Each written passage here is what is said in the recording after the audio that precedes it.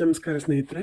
ಇವತ್ತು ನಾನು ಮೊಸರನ್ನ ಹೇಗೆ ಮಾಡೋದು ಅಂತ ತೋರಿಸ್ತಾ ಇದ್ದೀನಿ. ನಾನು ಹೇಗೆ ಮಾಡ್ತೀನಿ ಅನ್ನೋದನ್ನು ತೋರಿಸ್ತಾ ಇದ್ದೀನಿ. ಮೊದಲು ನಾನಿಲ್ಲಿ ಮೆತ್ತಗೆ ಅನ್ನ ರೆಡಿ ಮಾಡಿ ಇಟ್ಕೊಂಡಿದ್ದೀನಿ. ಇದಕ್ಕೆ ಮೊಸರು ಹಾಕ್ಕೊಳ್ತಾ ಇದ್ದೀನಿ.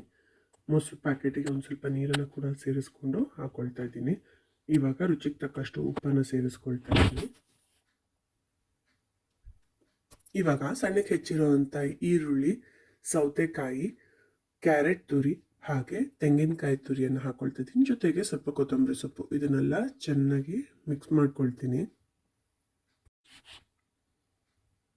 ಇದ್ರ ಜೊತೆಗೆ ನೀವು ದಾಳಿಂಬೆ, ಒಣ ದ್ರಾಕ್ಷಿ ಕೂಡ ಹಾಕೊಳ್ಬೋದು, ಚೆನ್ನಾಗಿರುತ್ತೆ. ಇವಾಗ ಒಗ್ಗರಣೆಗೆ 1-2 ಟೇಬಲ್ ಸ್ಪೂನ್ ಅಷ್ಟು ಎಣ್ಣೆ ಹಾಕೊಳ್ತಾ ಇದ್ದೀನಿ.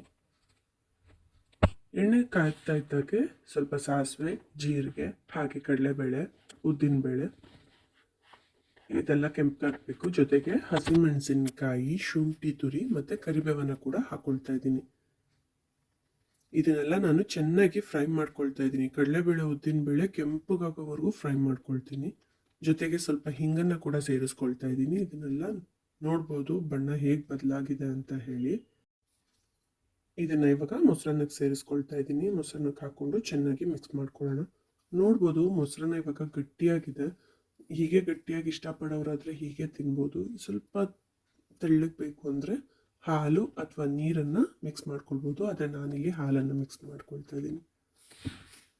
ತುಂಬಾ ಚೆನ್ನಾಗಿರುತ್ತೆ. ನೀವು ಕೂಡ ಒಮ್ಮೆ ಟ್ರೈ ಮಾಡಿ, ಹಾಗೆ ನಿಮ್ಮ ಅಭಿಪ್ರಾಯನ ತಿಳಿಸಿ. ಧನ್ಯವಾದಗಳು.